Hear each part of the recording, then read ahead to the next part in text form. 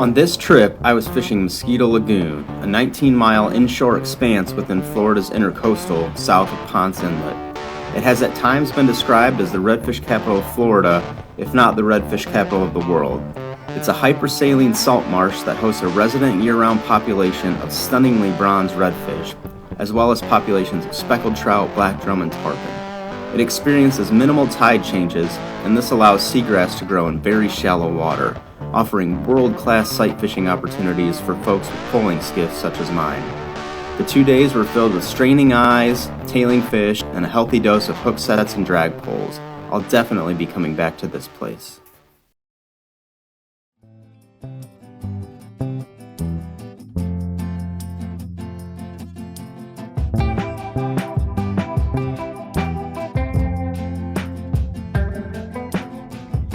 The day began with me leaving Gainesville at about 5 in the morning, which put me in Oak Hill and at the boat ramp at River Breeze at about 7:30. So it was still a little too dark, a little too early to effectively be able to sight fish.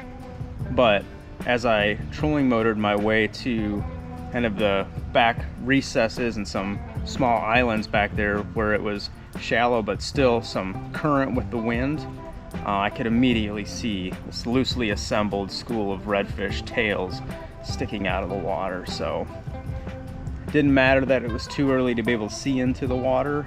I had what I was going to be fishing at sticking out of the water right in front of me.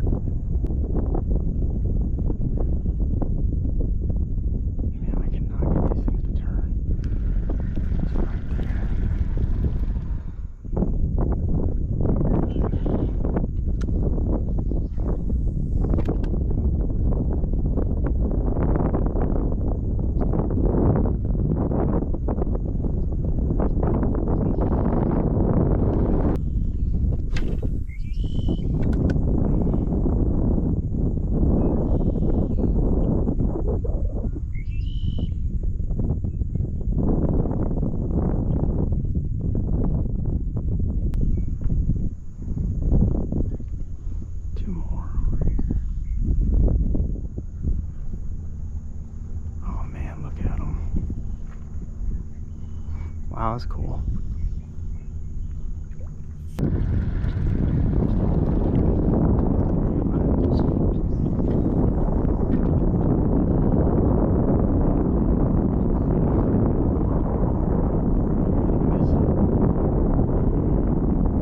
I wanted to be careful not to have the presence of the boat or me up on the poling platform spook the fish.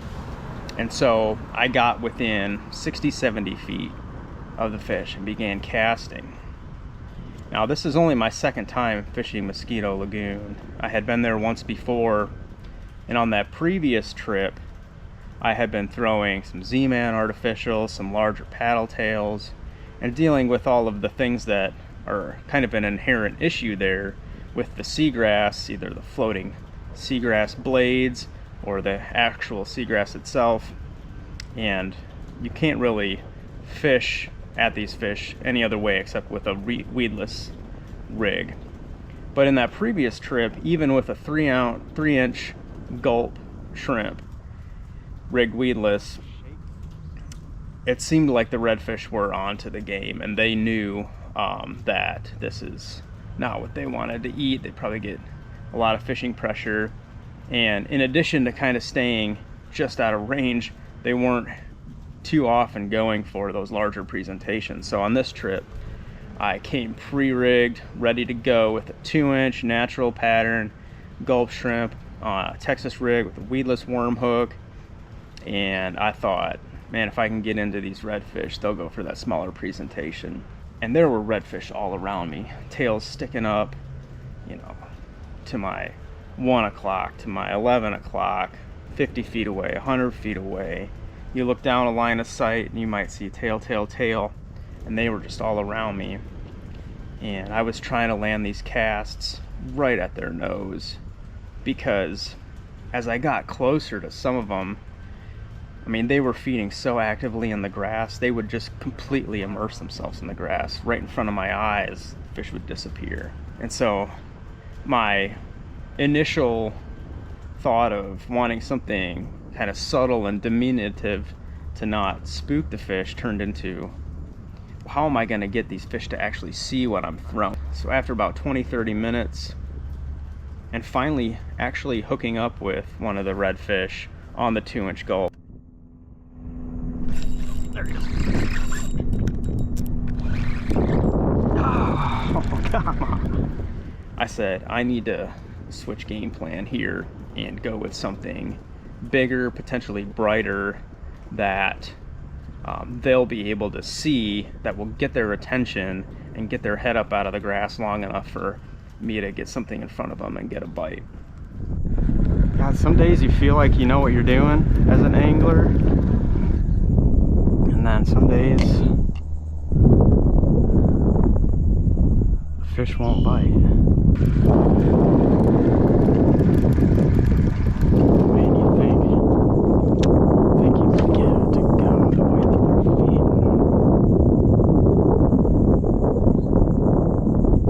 We just can't get them to look. Here.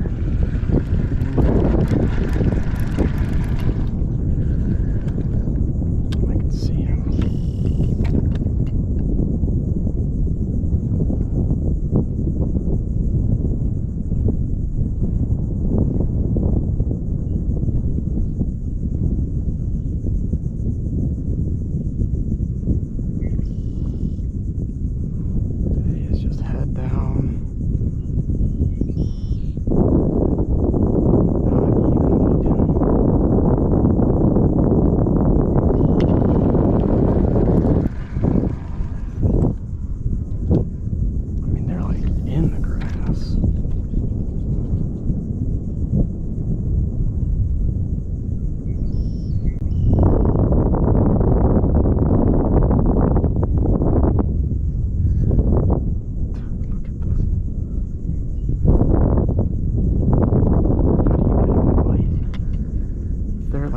Buried in the grass.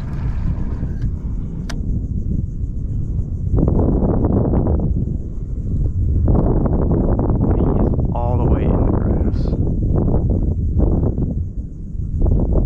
I can't even flick this out here. He's right here. He's on the bottom.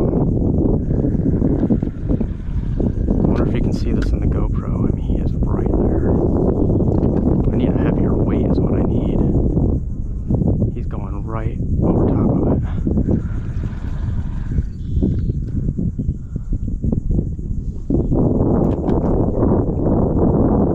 I just never even see it.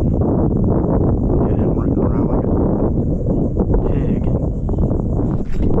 There he is. I put her right on him.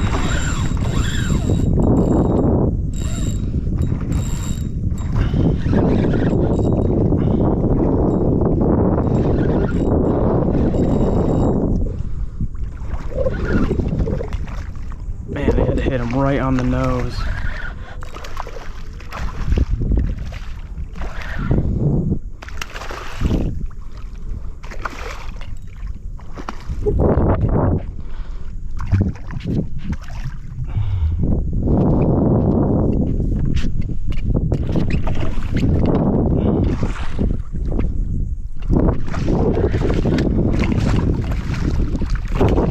That's a nice fish.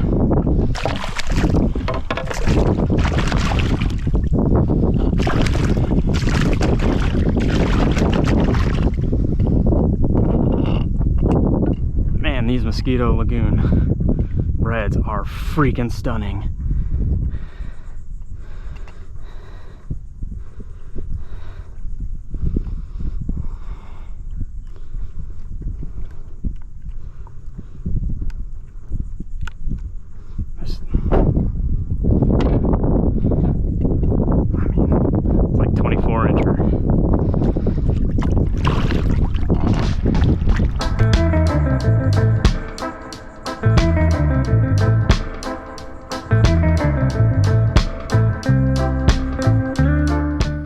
As the trip went on, and I began hooking some fish, or like finding myself close to fish that I didn't know were there until they just popped up right next to the boat. It was those fish that were not 60, 70 feet away or 50, but literally 5, 10, 15 feet, where I could see everything that was going on, delicately place a cast very close to it, and, you know, kind of finesse that bite, get them to react. My strategy then became, rather than staying so far away that they won't detect the boat, I want to get as close as I can to be able to make a quality cast and kind of see the whole thing play out. Because whenever I was within 10, 15, 20 feet, you know, maybe they would spook because of the boat, but they weren't spooking because of the cast. And every time they did bite, I got a great hook set, and my chances got a lot higher when I got within that 10, 15, 20 foot range. Look at that, one's right here at the boat. Right here at the boat. I ought to be able to get him. If I can just get it on his nose. See him? He is right at the boat. Not a care in the world. I can put it right on his nose, but he'll bite.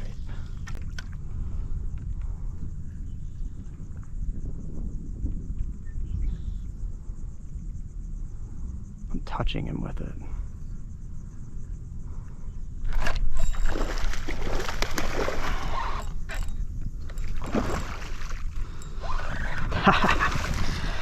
Right at the boat. Man, you gotta put it right in their mouth. That's cool.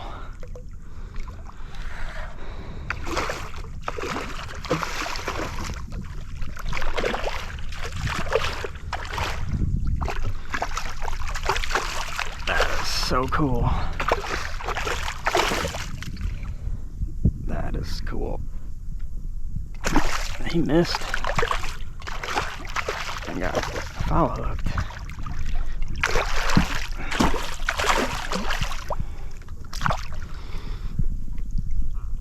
Ow.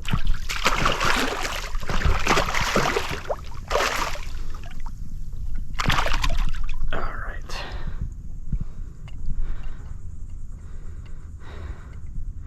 Now he missed and got hooked on the side. Oh man. Yeah, these light wire bass hooks. Oh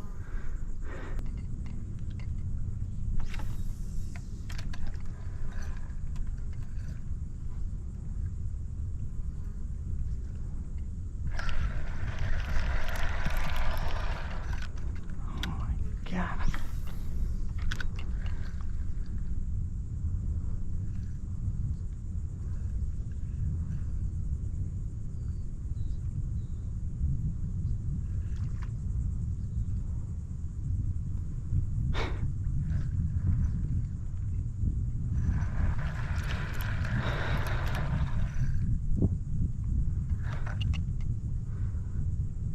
Since when is it so hard to get them to bite?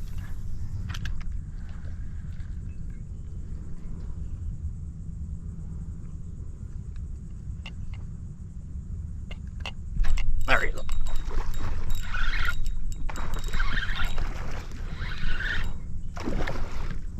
Make sure the drag's not too tight. He's not super big.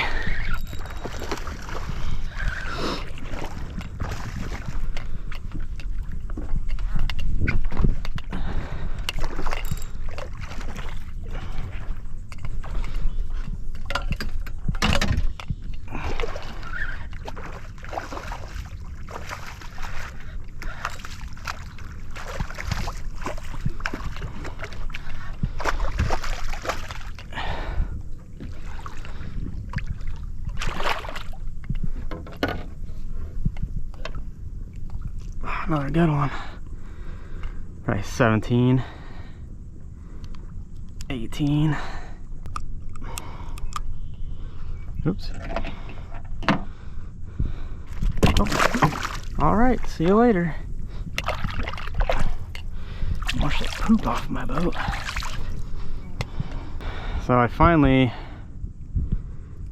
I think I've found what's gonna work the best. It's a 3-inch gulp. This is like electric chicken or something.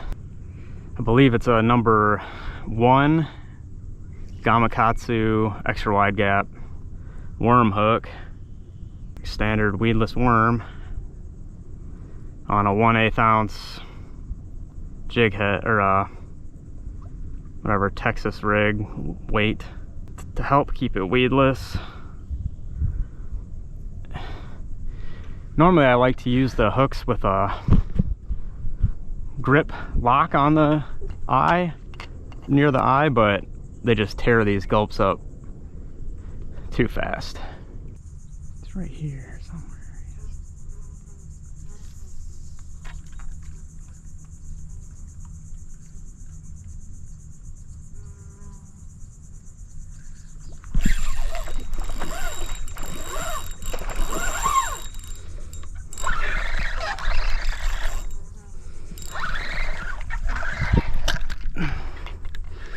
Buried in the grass.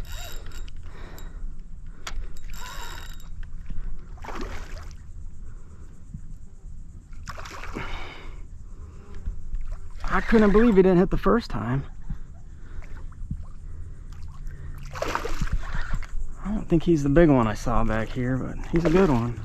I was just trying to, you know, land it within a 3-4 foot vicinity of them, and then jig it toward where, when their nose came up out of the grass, I could give it a little twitch. They'd think that their rooting around in the grass had startled something, and I'd get a reaction bite. And I think that's exactly what happened.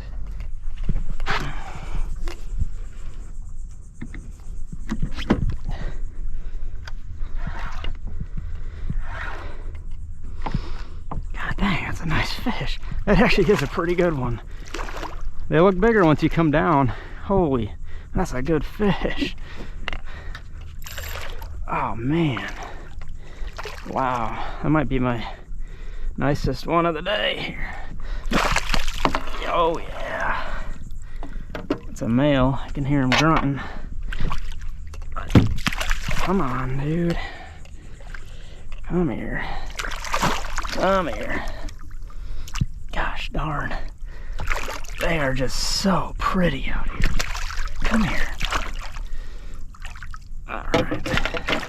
And once I switched to that 3-inch gulp and made effective casts into that zone of awareness that they have, which on this day was very close to them, except for some fish that were kind of cruising, swimming, traveling.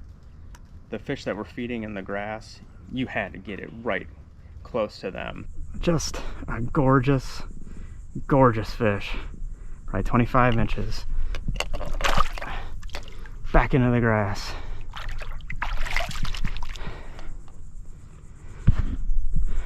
Oh man, that was an awesome one. He was just cruising. I cast at him once and he just ignored it. And then the second time through, as it was coming by, he just ducked down into the grass. I was like, oh, I know if I get this down to him, he'll bite. And then he did. That could just, that's a red. He's on the hunt too.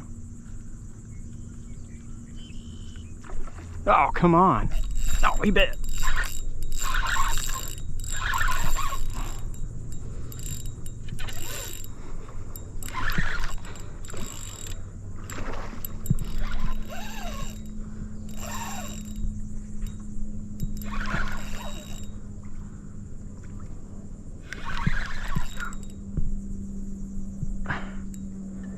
Those cruisers, man, they're the ones that'll bite.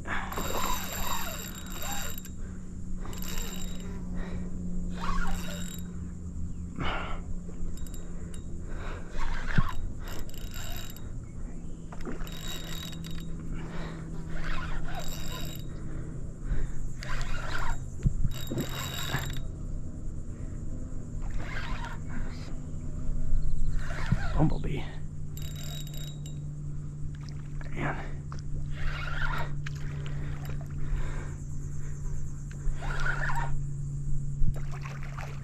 God dang, those things are so pretty.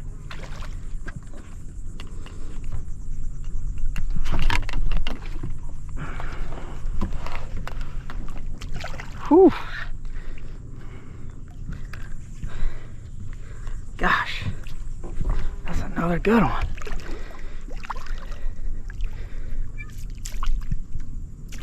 Look at that thing. That's a nice fish.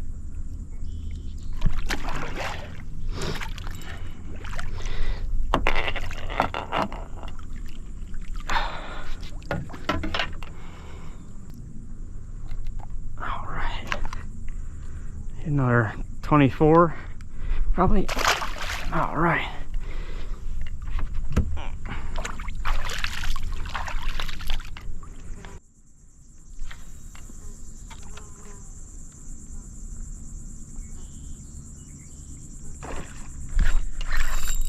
Oh, he came off. Man, they lunge at it. I keep thinking I'm spooking them, but they're actually lunging at it. I might be able to get that one.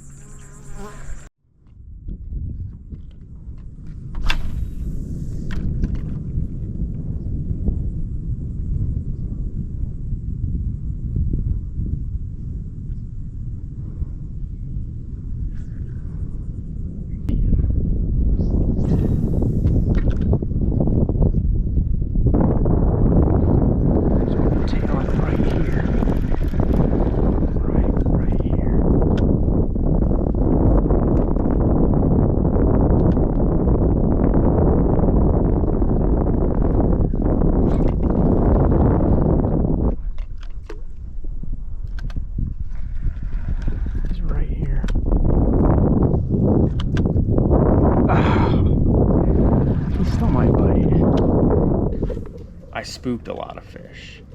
You know, an errant cast or a cast that was carried by the wind, if it landed near their tail or I dragged the line across their body, those fish spooked.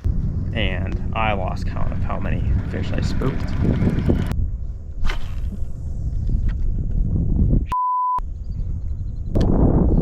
Get it on him.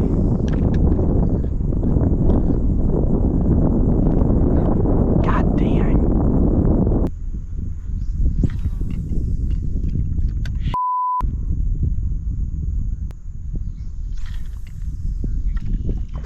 Dang it. Oh man, he spooked. I can't believe that. Oops. Unfortunately. Oh, dude.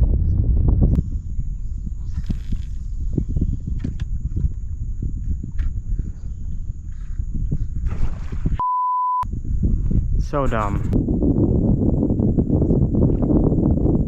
Did he really spook? God.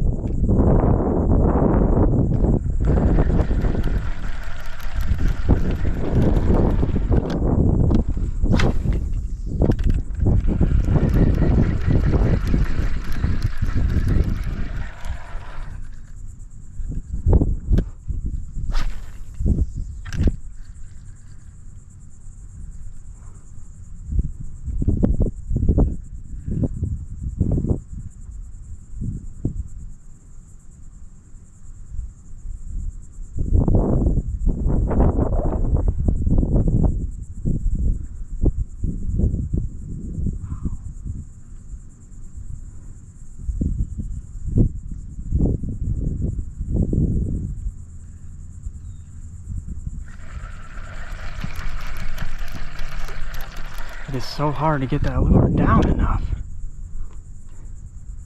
I mean, he is actively feeding. How do I get it to him? Where'd he go? There he is. Come on.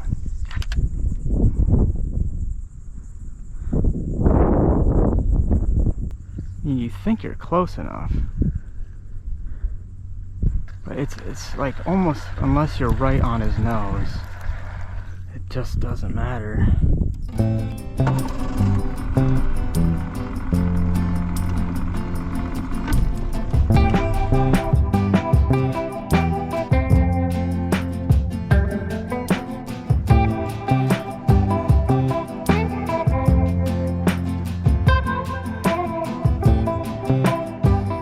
Between the first and second day, a huge storm came through the Titusville, Oak Hill area, and there were gusts up to 50 miles an hour and a lot of rain.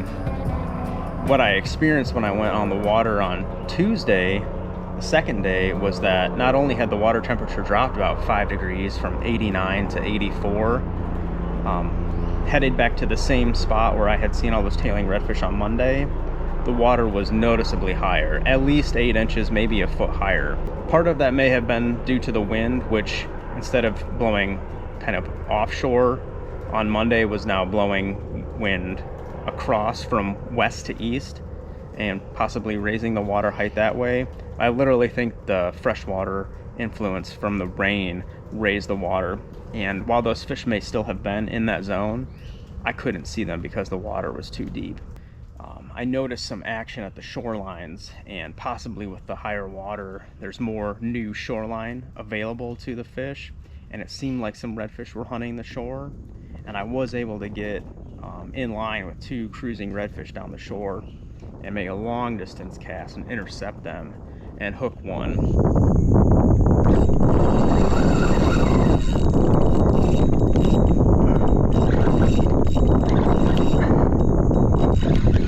Oh, man. That was a good one.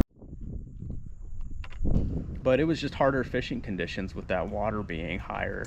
And so I had to alter my game plan and think back to places where grass had been too shallow to pull through on previous days and kind of target those areas. And sure enough, I was able to find tailing fish in one of those areas. Put it right in front of his nose. There you go. God, you gotta get it so close. Another little red.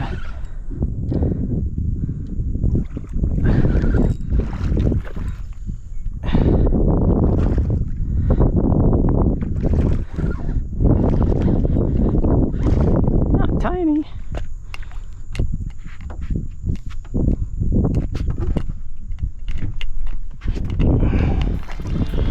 God, this is rare.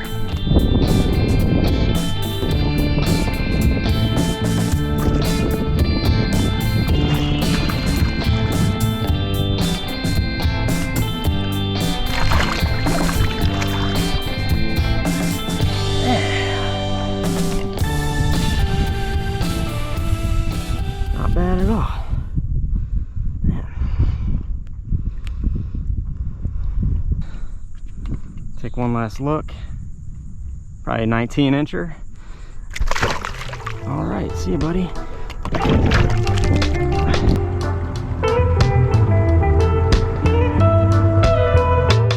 After fishing Mosquito Lagoon essentially 4 days within a 9-day period, and having read about somewhat of the history of Mosquito Lagoon and the algae blooms and the seagrass die-off that's been happening over the past, had been happening over the past several years, but then also reading about the rebound,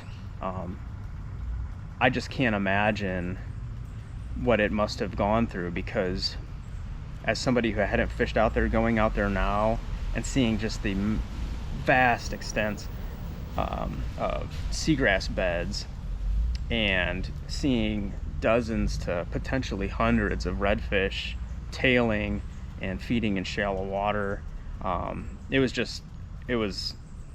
the coolest redfish fishing experience I've had so far. and really makes me feel like this is the best place for my boat and the type of fishing that I want to do. And I mean, I can't wait to come back.